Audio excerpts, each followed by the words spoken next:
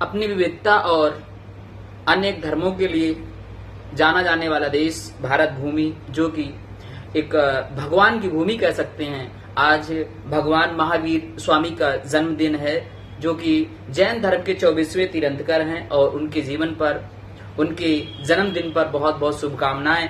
और उनका जो जन्म है वो सब लोगों के लिए एक प्रेरणा स्रोत है, क्योंकि आप देख सकते हैं कि सबसे समृद्धशाली अगर समाज है तो आज की डेट में जैन समाज है।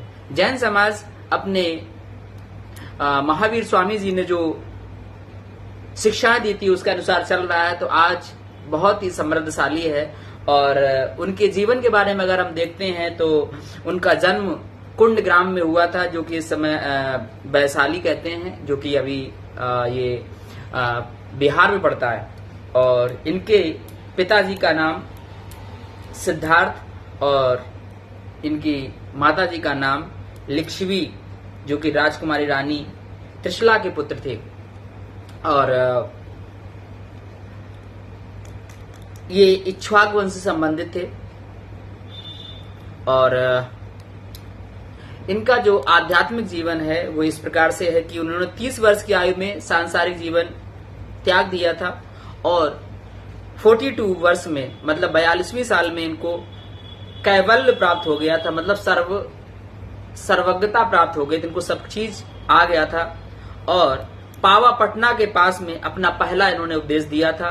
महावीर जी का जो प्रतीक था वो सिंह था, और इनकी मृत्यु लगभग 72 वर्ष में मानी जाती है, जो कि इनको मोक्ष प्राप्त हुआ था पावापुरी, जो कि इस समय पटना में है।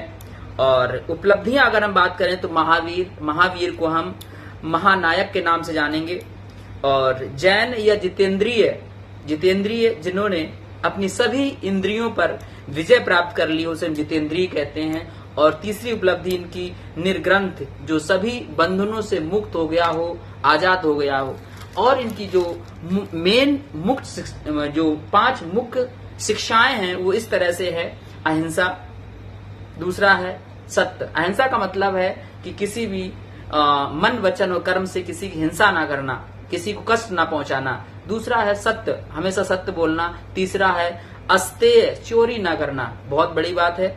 और चौथा था, उन्होंने बताया था अपरिग्रह। अपरिग्रह मतलब है अनासक्ति, मतलब अटैचमेंट कम रखना। और ब्रह्मचर्य, ब्रह्मचर्य का मतलब यहाँ पे पवित्रता से है। तो महावीर द्वारा ये शिक्षाएं लोगों के लिए, समाज के लिए आज भी है उतनी ही वंदनीय है जितनी पहले थी।